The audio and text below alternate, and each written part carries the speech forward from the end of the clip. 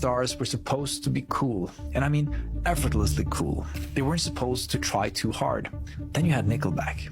Chad Kroeger had bleached blonde hair that looked like it required an entire bottle of gel every morning. Here we've got just closet space, you know, just hang some crap up. By the way, this is the coolest freaking jacket. Look at that jacket. Yeah. The band wore baggy jeans and wallet chains. They looked like they shopped at the mall. They looked suburban, like guys in a bar watching sports. Nickelback is more like trying to get people to get the ease in the air, you know, getting everyone to have a good time and enjoy the rock show. And But here's the thing, the people who love Nickelback's music, the ones who buy millions of albums, they like it straightforward. Simple rock music, big guitars, sing-along choruses, songs about drinking beer and relationships. We're not wearing any underwear. Can a girl put up? But here's the twist. The people who back then decided what was cool in rock music, they wanted the opposite.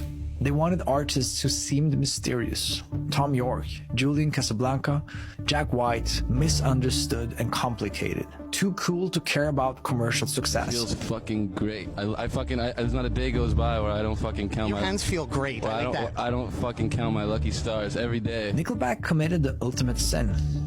They tried. Straight up rockers, we can do anything we want to do. And we have not pigeonholed ourselves into a category where it has to sound like. Chad Kroeger has openly talked about his songwriting formula in interviews. I would dissect every single song that I would hear on the radio, and I would say, why did this do so well? There's so many things that you can do to make a song stick in someone's head. They had some knowledge of how the record industry and the music industry worked at that time. They knew what they wanted, and they were pretty laser focused in how they thought they should get there. Real artists weren't supposed to care about commercial success. Real artists were supposed to create for the art itself. So the mockery exploded everywhere.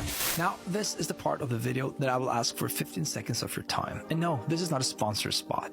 This is me saying thank you, because we read all your comments, all your kind words, your constructive criticism. Yes, sometimes you're calling us out, and we see that, and we want to get better, we want to improve. And if I may ask you for one favor, I will never ask you for a lot, but I will ask you this one thing, and that's please subscribe, because it tells the algorithm that what we're doing is quite good, and that's the single best thing you can do to help us get better. Back to Nickelback. They were so mainstream that they were considered to be irrelevant artistically.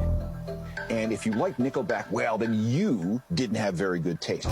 The hate became its own thing, separate from the band almost. I don't know anything about Nickelback, but I know that, like, my friends that are super cool despise Nickelback.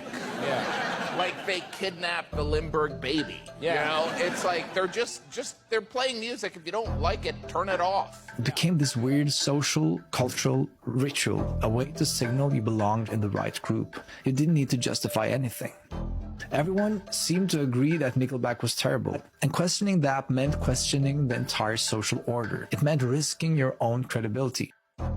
So people confidently declared them the worst band in history. But the more I read about Nickelback, the bigger fan of the band I actually became. This one time, they had been booked to a festival in Portugal. They got booed out of the building. You guys want to hear some rock and roll, or you want to go home?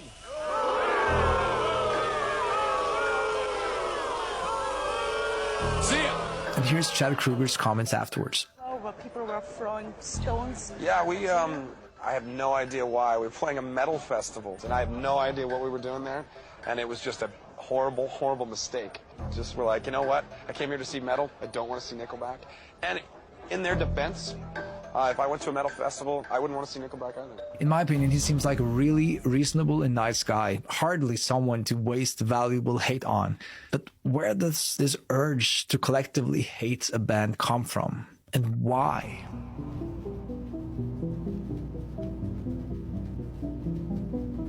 Here's how the music industry worked in the early 2000s. You had artists who wrote and recorded songs, record labels who published them, and music critics who told everyone which ones were good and which ones were bad. The critics were gatekeepers. The job was filtering out bad music, so you didn't have to do it yourself. And critics really didn't like Nickelback music, but the people still loved them. So in a sense, Nickelback's rising popularity threatened the entire system. Because if millions of people genuinely enjoyed their music, what did that say